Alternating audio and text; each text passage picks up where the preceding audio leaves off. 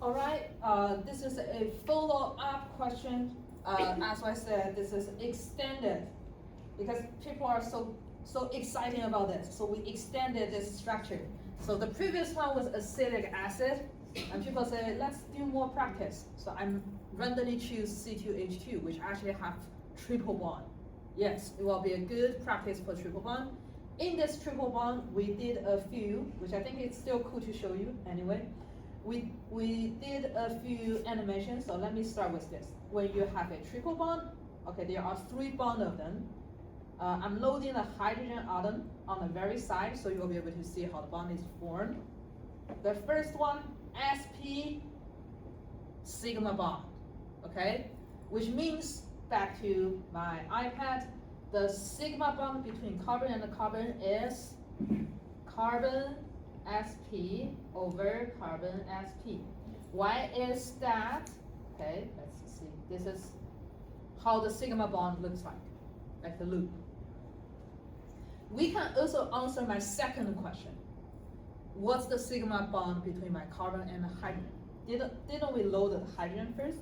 Okay, so hydrogen only have one s orbital.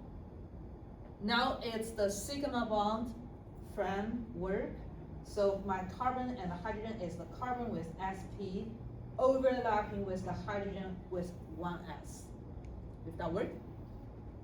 Because my hydrogen only have 1s. Did people want to see this again?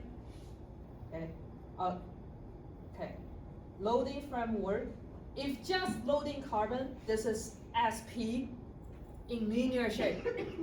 Now I'm loading my hydrogen. You see that? So what is the sigma bond between my carbon and the hydrogen? Is overlap between an sp orbital from carbon to the hydrogen 1s orbital. Cool? Okay, next one.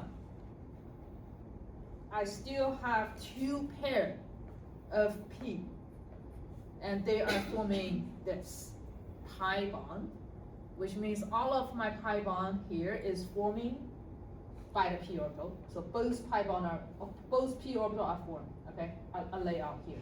And this is not really the pi bond, because the pi bond, let me show you, the pi bond is actually the front, like kidney shape.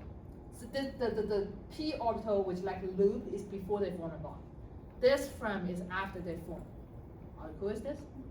Okay, so that's the visualization. I'll show the other. Yeah, but they are perpendicular to each other. Okay, so back to here. My carbon and carbon is based on carbon 2p, carbon 2p.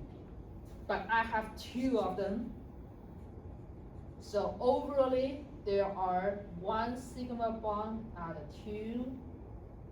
1 sigma bond between carbon and carbon, 1 sigma bond between carbon and hydrogen, and 2 pi bond between carbon and carbon, adding up to 4 bonds. Okay, carbon makes 4 bonds. Carbon always makes 4 bonds. Are we cool with this? So far so good?